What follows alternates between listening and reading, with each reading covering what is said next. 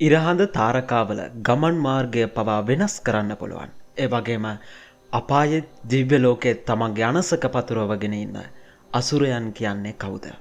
අපි අද කාලසංගරා තුළින් ඒ ගැන කතා කරමු. දිගටම රැඳී සිටින කාලසංගරා අපිත් එක්ක.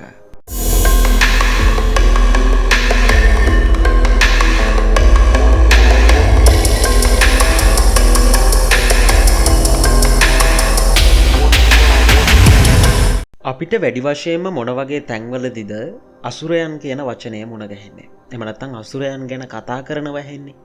ඔව්. ඔබ හිතුවා හරියටම හරි. ඉන්දියාවේදී අපිට මේ අසුර කියන නම ඕන තරම් දකින්න අහන්න පුළුවන්. මොකද ඉන්දියාවේ මිනිස්සු මේ දේව සංකල්පයත් එක්ක ඒ වගේම දෙවියන්ට විරුද්ධව වැඩ කරන අසුරයන් පිළිබඳවත් විවිධ කතා නිර්මාණය කරලා තිනවා. ඒ වගේම තමයි Hindu එක පොත්වලත් මේ පිළිබඳව තොරතුරු සඳහන් කරලා තියෙනවා. එතකොට බෞද්ධ දර්ශනය තුලත් මේ අසුරයන් පිළිබඳව සඳහන් කරලා තියෙනවද? ඔව්. ඇත්තටම බෞද්ධ දර්ශනය තුලත් මේ අසුරයන් පිළිබඳව සඳහන් කරලා තියෙනවා. අපි මුලින්ම කතා කරමු මොකද්ද බෞද්ධ දර්ශනය කියන්නේ කියලා. සාමාන්‍යයෙන් අපි බෞද්ධ දර්ශනය කියලා කියන්නේ මෙන්න මේකයි කියලා අපි සාමාන්‍යයෙන් දල අවබෝධයක් ලබාගෙන තියෙනවානේ. නමුත් ඊට වඩා පරාසයක් මේ බෞද්ධ දර්ශනය දිව යනවා. අපි මුලින්ම ඒ ගැන කතා කරලා ඉමු. එතකොට මොකද්ද මේ බෞද්ධ දර්ශනය කියලා කියන්නේ? බෞද්ධ දර්ශනය කියලා කියන්නේ අතීන්ද්‍රිය ප්‍රත්‍යක්ෂ ඥානයක් තියෙන දර්ශනයක්. ඉතින් මේ බෞද්ධ දර්ශනය දේශනා කරන්නේ මේ දර්ශනය අපිට හඳුන්වා දුන්නේ ලෞතර සම්මා සම්බුදුරජාණන් වහන්සේ. ඉතින් උන්වහන්සේ මේ අතීන්ද්‍රිය ප්‍රත්‍යක්ෂ ඥාණයෙන් අවබෝධ කරගත්ත දෙයක් තමයි මේ බෞද්ධ දර්ශනය විදියට අපි හදාරන්නේ. එතකොට මෙන්න මේ අතීන්ද්‍රිය ප්‍රත්‍යක්ෂ ඥානය කියලා කියන්නේ මොකක්ද?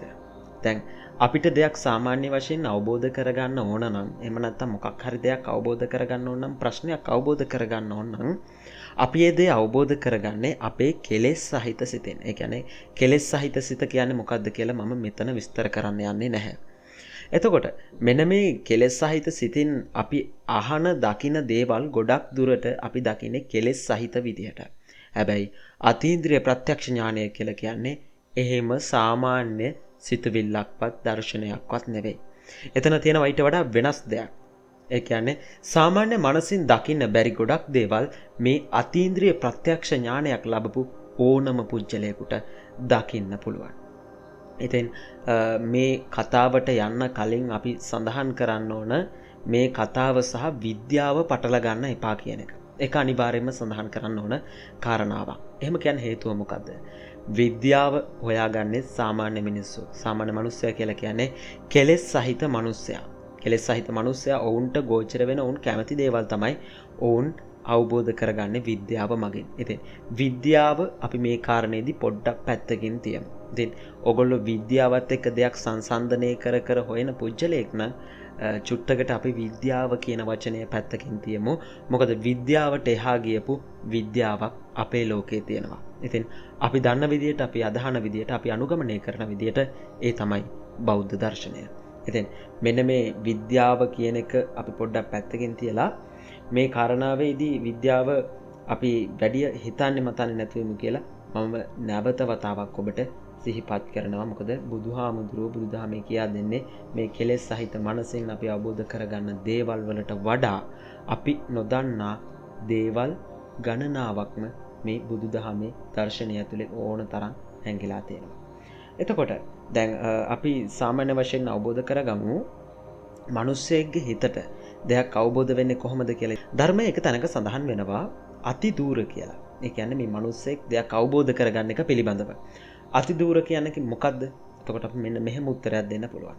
ඇසට හසු නොවන දුරින් පිහිටි දේවල් දුර වැඩි නිසාම අපට පේන්නේ නැහැ. මම ඒකට පොඩි උදාහරණයක් කියන්නම් මෙන්න මෙහෙම. ඔයා මුහුදට ගිහින් මුහුද දිහා බැලුවම කෙළවර විදියට පේන්නේ මොකද්ද? කෙළවර විදියට පේන්නේ ඔයාට මුහුදෙන් එහා තියෙන දෙයක් විතරයි. ඒ කියන්නේ මුහුදු මායිම විතරයි ඔයාට පේන්නේ. නමුත් ඇත්තටම මුහුදේ කෙළවර දෙයක. ඒ කියන්නේ මුහුදේ අවසානයේ දෙයක අපිට පේන අපේ ඇස් මායිමට පේන මුහුදේ ප්‍රමාණය ඒක ඇත්තටම මුහුදේ කෙළවරද? නැහැ නේද?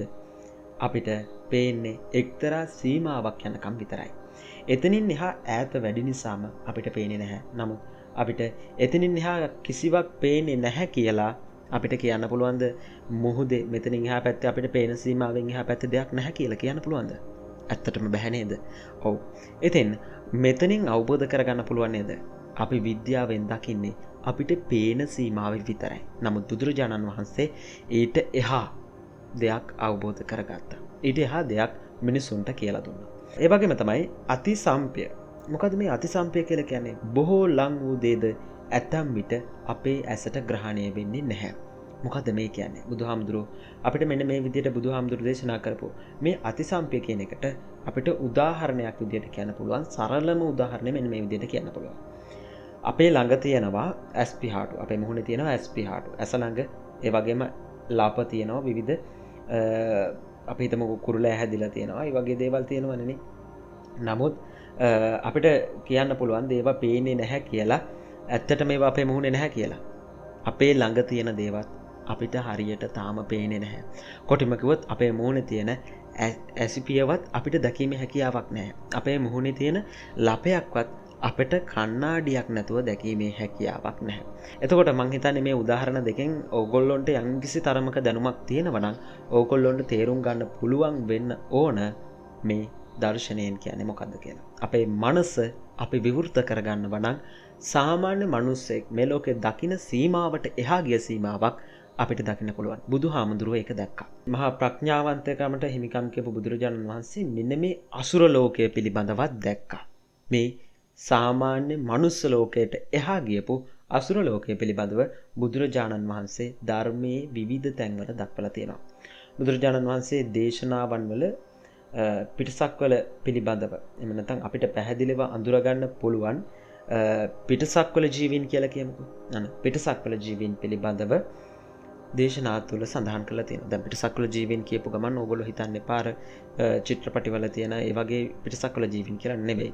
ඊට වඩා පිටස්තර ලෝකයක්. අපි කියන්නේ අපේ ලෝකයෙන් පිටස්තර ලෝකයක් නම් අපි කියනවා ඒකට පිටස්තර ලෝකයක් එහෙම නැත්නම් පිටසක්වලක් කියලා. ඉතින් මේ අසුර ලෝකයක් බුදුරජාණන් වහන්සේ මේ විදිහටම දැක්කා. ඉතින් කොහොමද බුදුරජාණන් වහන්සේ මොන වගේ තැන්වල දේවල් සඳහන් කරලා තියෙන්නේ? සතර අපායට අයිති වෙන විදිහට තමයි බුදුරජාණන් වහන්සේ මේ අසුර ලෝකය දක්වලා තියෙන්නේ. මොකද සතර අපාය කියලා කියන්නේ? අපි අහලා තියෙනවා නරක, තිරිසන්, പ്രേත, අසුර කියන තැන නේද? අසුර එතකොට අපිට එතනදී මුණ ගැහෙනවා. ඉතින් අසුර ලෝකය කියන්නේ මොකක්ද එතකොට? අපි බලමු ඒ ගැන කතා කරමු. අසුර ලෝකය කියලා කියන්නේ දැන් අපි සුරයන් කියලා හඳුන්වන්නේ කවුද? සුරයන් කියලා හඳුන්වන්නේ දෙවියන් නේද? එතකොට දෙවියන්ට විරුද්ධ වචනය මොකද්ද? මේ සුරයන්ට විරුද්ධ වචනය මොකද්ද? අසුරයන් නේද? අන්න අසුරයන් කියලා හඳුන්වන්නේ මෙන්න මේ අපි දැන් කතා කරන්න යන අසුර කියන කොටාසය. ඉතින් මොවුන් දෙවියන්ට වඩා බලවත් කියලා විවිධ තැන්වල තොරතුරු සඳහන් වෙනවා. ඉතින් ඒ මොකද දෙවියන් සහ අසුරයන් අතර විවිධ සටන් ඇති වෙලා තියෙනවා. ඒ විවිධ සටන් ඇති වෙච්ච අවස්ථාවලදී ගොඩක් දුරට දෙවියන් පවා බුදුන් ළඟට ඇවිල්ලා ඕනෑ තරම් අවස්ථාවල අසුරයන්ගෙන් ආරක්ෂා වෙන්න උදව් ඉල්ලලා තියෙනවා. මේ අසුර ලෝකය බුදුරජාණන් වහන්සේ කොටස් 5කට බෙදලා පෙන්නනවා. මොකද්ද මේ බුදුරජාණන් වහන්සේ කොටස් 5කට බෙදලා වෙන් කරපු අසුර ලෝකය? පළවෙනි කොටාසය තමයි දේව අසුර. දෙවෙනි කොටාසය තමයි විනිපාතික අසුර කියන කොටාසය. තුන්වෙනි කොටාසය වේමානික අසුර කියන කොටාසය. ඒ වගේම තමයි ලෝකාන්තරික අසුර, പ്രേත අසුර කියලා කොටාස 5කට බුදුරජාණන් වහන්සේ මේ අසුරයන් බෙදලා වෙන් කරලා තියෙනවා. ඉතින් ඒ අතරින් പ്രേත අසුරයන් අයිති වෙන්නේ අපායට. പ്രേත අසුරයන් අයිති වෙන්නේ අපායට කියලා හොඳට මතක තියාගන්න.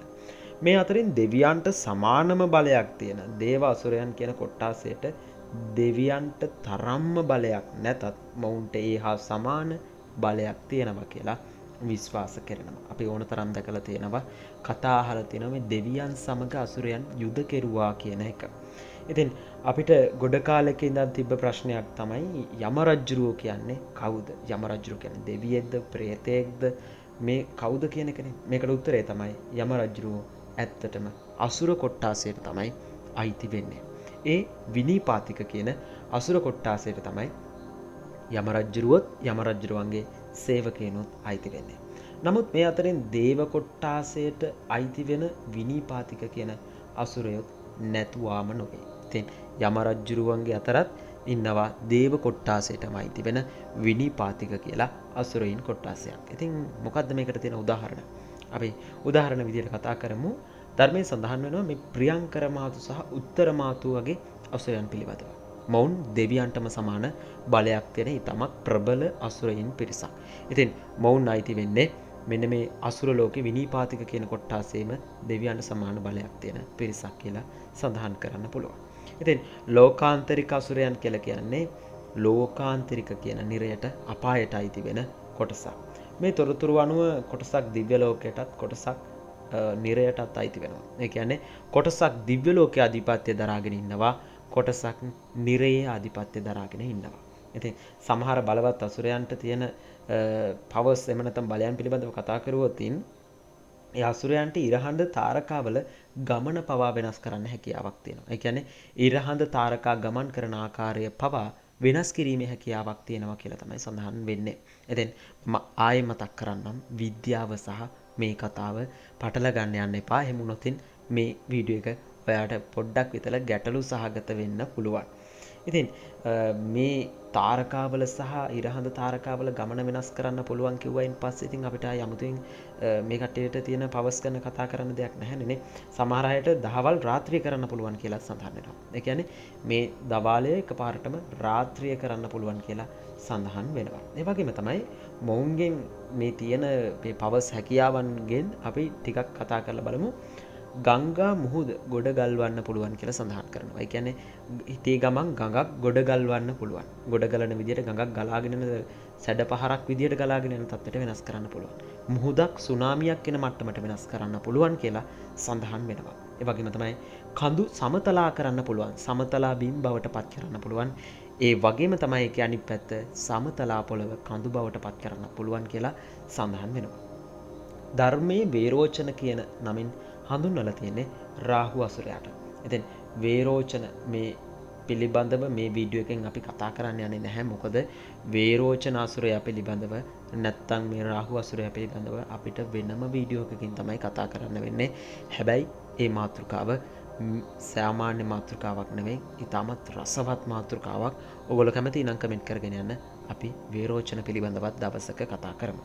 ඉතින් දෙව්ලොව ප්‍රධානිය වෙච්ච සක්‍ර දෙවියන් පවා අසුර කාන්තාවක් විවාහ කරගත්තා කියලා ධර්මයේ සඳහන් වෙනවා. ඇය අයිති වෙන්නේ වේමානික කියන අසුර ගණයට. එහෙම නැත්නම් වේමානික කියන අසුර පරම්පරාවට තමයි අයිති වෙන්නේ. ඉතින් සක්‍ර දෙවියන්ගේ මේ බිරිඳ හොයාගන්න සක්‍ර දෙවියන්ට මුලින්ම අදහස පහළ වෙන්නේ මෙන්න මේ විදිහට. මෙන්න මේ වේමානික අසුර ගණයට අයිති වෙන මේ දිව්‍යාංගනාවට මංගල යෝජනා එන්න පටන් ගන්නවා. එහෙම නිසාම ඔවුන්ගේ ප්‍රධානීන් තීරණය කරනවා ඒ තමත් ලස්සන අසුරයෙක් තෝරලා ඔහුට ඇයව විවාහ කරලා දෙන්න. ඒක නිසාම මේ ආරංචිය ආපු විවිධ අසුරෙන් විවිධ විදිහට ලස්සනට ඇඳ පැළඳගෙන මැයව බලන්න ආවා කියලා තොරතුරු සඳහන් වෙනවා. ඉතින් ඇයගේ රූපශ්‍රිය දැකපු සක්‍ර දෙවියන්ට හිතෙනවා මැය විවාහ කරගත යුතුයි කියලා. ඉතින් ඒක නිසාම සක්‍ර දෙවියන්ට පවා සිද්ධ වෙනවා අසුරයෙක් වගේ වෙස්වලා ගන්න. අසුරයෙක් වගේ වෙස්වලාගෙන සක්‍ර දෙවියන් එතනට ඇවිල්ලා ඇයව තමන්ගේ භාර්යාව බවට පත් කර ගන්නවා. ඉතින් ඊටමත් ලස්සන අසුරයෙක් විදියට තමයි විස්මාරු කරගෙන ඇවිල්ලා තියෙන්නේ. ඉතින්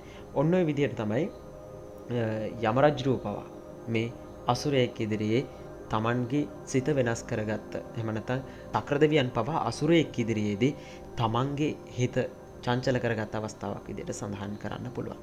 එතකොට මේ අසුර කියන්නේ හොඳ පිරිසක්ද? නැහැ. අසුර කියන්නේ බුදුහාමුදුරුවෝ දාලා තියෙන්නේ කොයි කොටසටද? සතර අපායට. ඒ කියන්නේ දුක් විඳින පිරිසකට.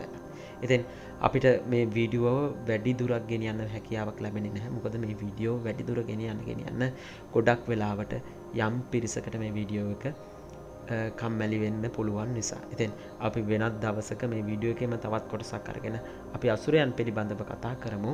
ඉතින් ඔයගොල්ලන්ට අද වීඩියෝ එකෙන් දෙයක් ගන්න පුළුවන් වුණා නම් ඔයගොල්ලන්ට දෙයක් අවබෝධ කරගන්න පුළුවන් වුණා නම් කවුද මේ අසුරයන් කියන්නේ කියලා අනිවාර්යයෙන්ම යටින් කමෙන්ට් කරගෙන යන්න.